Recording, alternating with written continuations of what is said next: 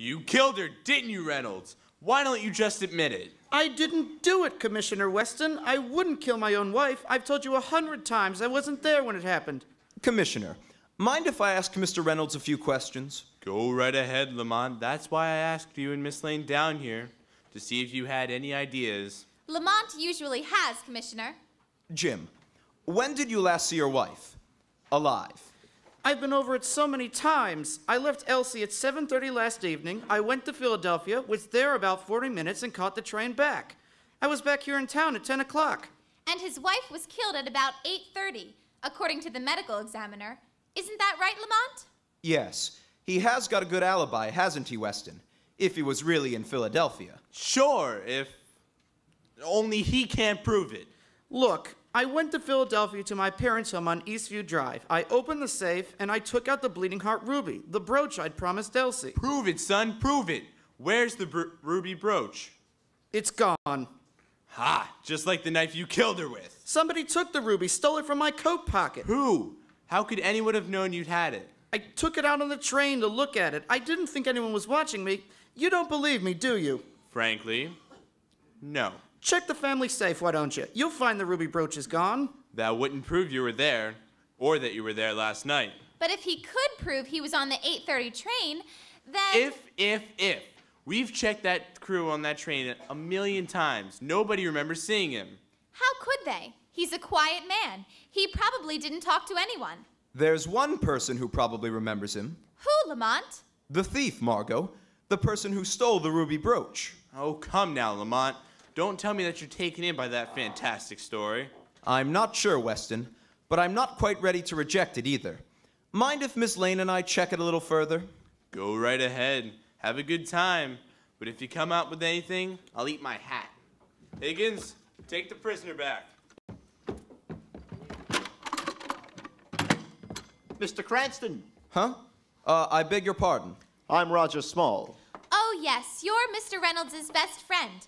The commissioner told us about you. He was questioning you when we arrived. Unfortunately, I couldn't tell him anything. It looks bad for Jim, doesn't it? I'm afraid it does, Mr. Small. You've got to help him, Mr. Cranston. Jim wouldn't kill Elsie in a million years. They were in love with each other. Jim would never lay a finger on her, much less stab her to death. You've got to save him. We'll try, Mr. Small. We'll do all we can to save him, if he is innocent.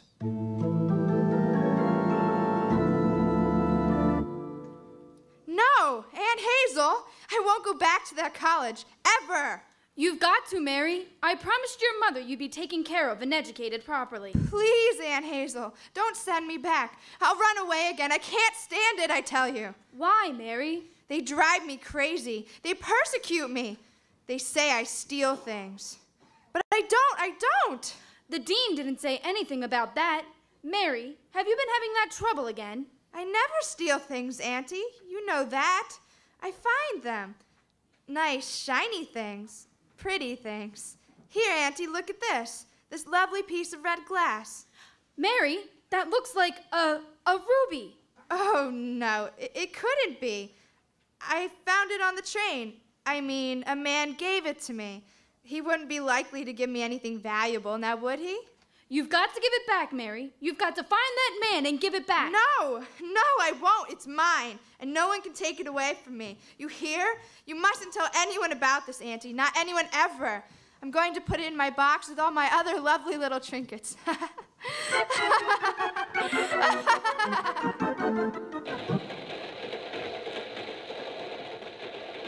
Candy, magazines, papers.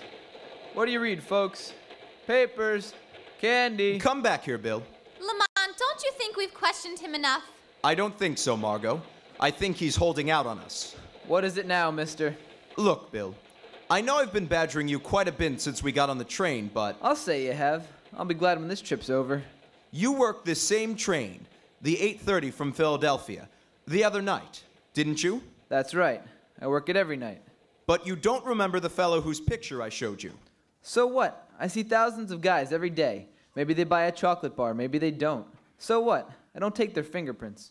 Do you know what may happen to this man if you don't remember him? No, and I don't care. This man is charged with murder. If he can't prove he was on the train the other night, He's going to die. He is? Golly, I wish I could say I remember him, but I don't. Honest, I don't. Do you remember anyone else on the train? Someone who might remember seeing Jim Reynolds? No. Like I said, I don't remember no one except... Except who? Nobody. You're holding back, Bill. You do have something to tell us, don't you? Leave me alone, mister. I'm busy. No. Not when you've got some information that might save a man's life. Come on, son, out with it. You'll protect me. You'll see I don't get into trouble for not telling the cops. I'll do my best. Okay. There was this girl on the train that night. There was something odd about her. I could see that right away. How do you mean? She kept roaming all over the train. She might have sat near this guy for a while. How do you happen to remember her? She told me she was hungry.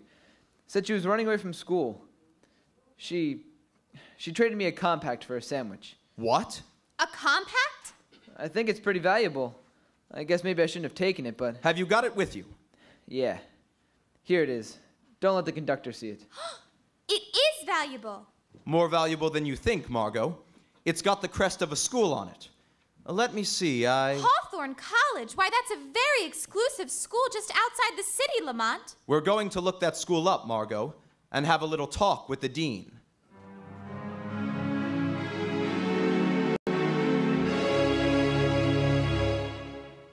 We will return to the shadow in just a moment.